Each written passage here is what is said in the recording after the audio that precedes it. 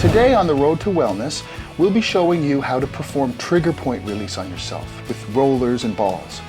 I'll show you how to roll your entire lower body, and in a future video we'll explore how to roll the upper body. If you've ever had a muscle knot, general aches and pains, foot pain including plantar fasciitis, poor movement or flexibility, then you need to include rolling in your life. You can do it before your workout as a movement preparation, after as a cool down, or any time of day for that matter, to relax and to treat sore muscles, and furthermore, as a preventative measure to stop knots and kinks from ever happening. Intrigued? Keep watching.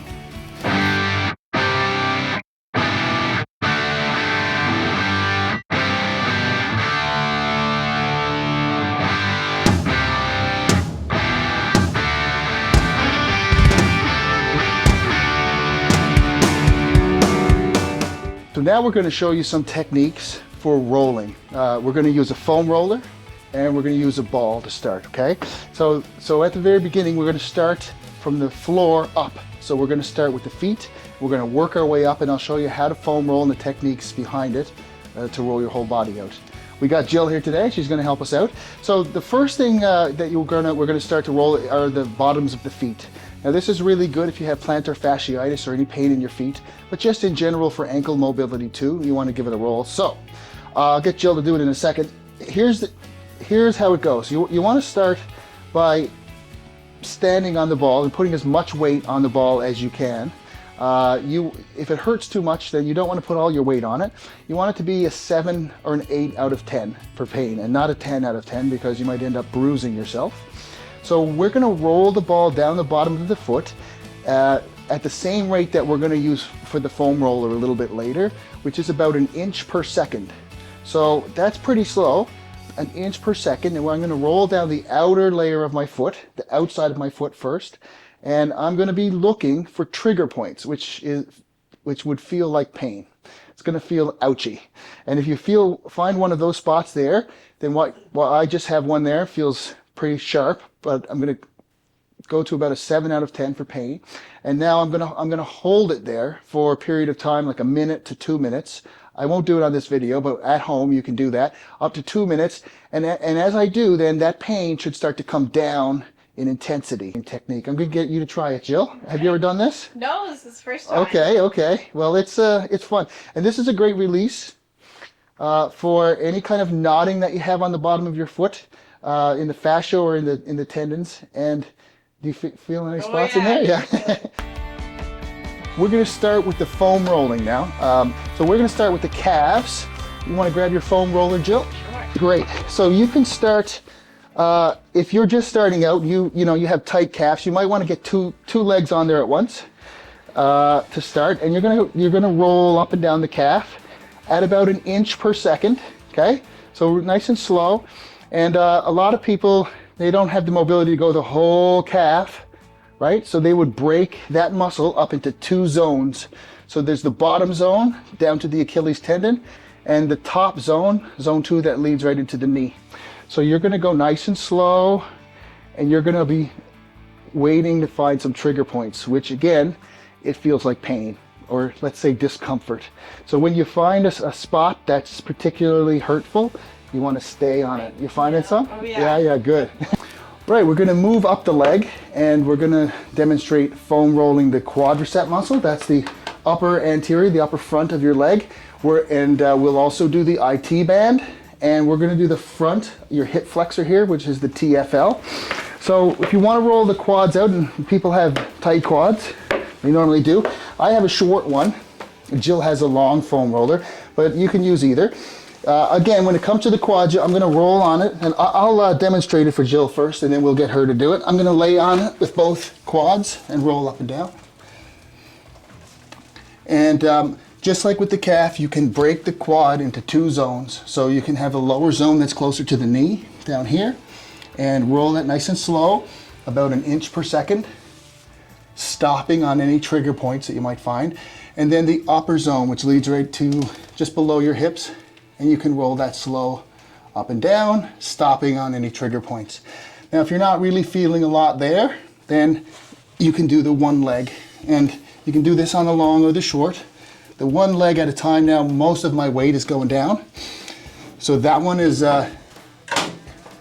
definitely doing a lot more. Yeah, just roll that one leg. Now here's another technique you can use. If you find a spot that's a trigger point, then you can move your leg like this. So you bend the joint and that elongates the muscle while the foam roller is on the trigger point. So this is another technique here that we'll use later.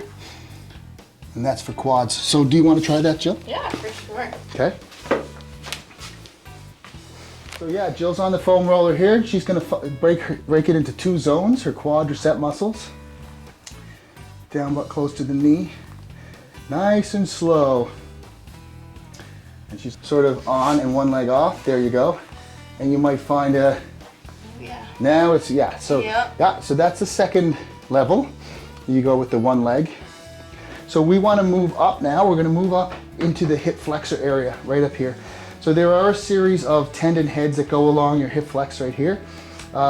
This is called the T.F.L, the tensor fasciae latae, right across here.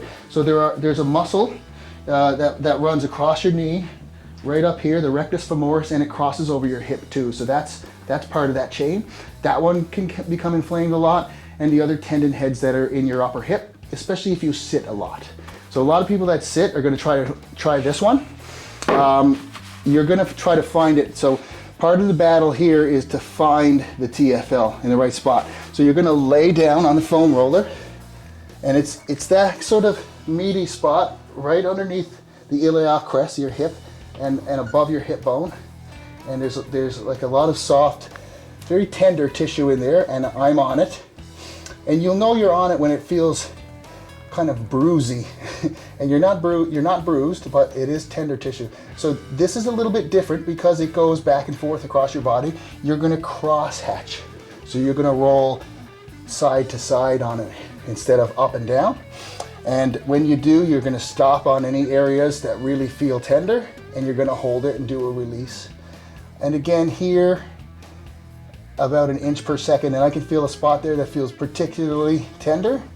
Spend some time there and back again. So then you're going to go to the other side, see if you can find that spot, and it might take a little while to actually find the right spot, but as soon as you find it, you'll know, because it'll feel pretty tender. Now if you search for that for a while and you can't find anything, maybe you don't need to roll the T.F.L, but if you're like most people, you will. You want to give it a try, Jill? See if you need it.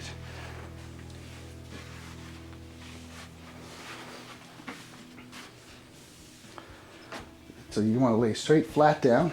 So let's straighten up the leg. That's it. Yeah.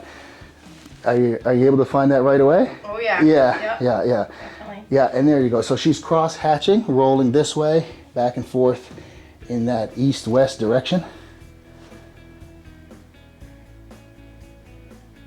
And yeah, once you find it, it's not. Yeah. It doesn't take a lot, right? Yeah, absolutely. Yeah. Okay. And again, if you were going to do this, you'd spend a little more time on it. But let's go to the other side. There you go, and she's going to find that T.F.L. Any difference on that side? A little better on this side. Little better, yeah. So the areas where it feels more painful are obviously the areas that you need to spend more time on. You want to roll the outside of the leg like this. So the bottom leg is straight, the top leg is going to come over, and you're going to roll up and down. And you can break it into 2 zones. So that lower zone, 1 inch per second, stopping on the trigger points, and you can roll right up to the hip bone. Okay, so that's definitely something I need to do more too. You want to try, Jill? Yes, for sure. Get that IT band.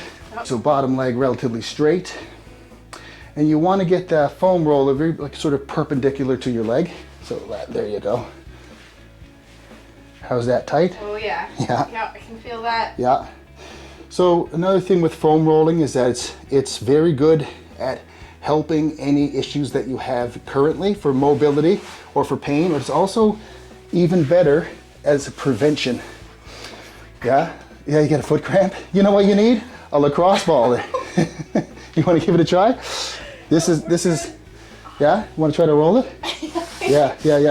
So we're gonna, get on there, and you're gonna find a spot. This is real. This is not a setup. So that's exactly what happened is your body's responding to the rolling a little bit. Do you ever have that cramp before? Oh yeah. Yeah. Yeah, you should do this more. I should. Yeah. I definitely should. Yeah. Here. Okay, good. So again, it's just like a massage, and if you don't have a massage therapist with you everywhere you go, like most people do not, then you can carry a lacrosse ball, carry some foam rollers around with you, and you can really continue that process of massage therapy in between For sure. your massages, right? Yeah. And sometimes then people don't need to go to masseuse, at least as much anymore once they can keep up that. Definitely. Yeah? Okay, so let's do one more. We're gonna sit on the foam roller next. Right. The foam roller is pretty good for this. You're just gonna sit on there with a straight leg, and you're gonna roll into the big muscle of your butt. Yeah? So there it is. I can definitely feel it. Yeah. It's a little tender in there, yeah. And of course, being the biggest muscle in your body, it does all the heavy lifting and very difficult to stretch properly. So foam rolling it's almost like a form of stretching, and it falls under the same category of mobility. So if a really good method for mobility training is first you do the trigger point release. So first you foam roll and ball roll, and then you do your stretches after. Right. And it actually has a nice synergistic relationship, those two things in that order. When you do them both, then you get way more out of each of them, right? Okay. And again, it's up to you what you want to do.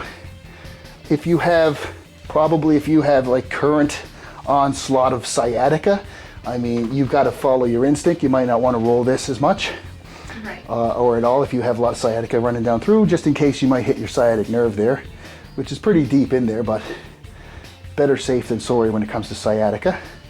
But that's just going to loosen up, get rid of knots, and feed blood into that gluteus maximus. Okay, any questions? No, that's great. All right, good. We're going to move on to some upper body techniques.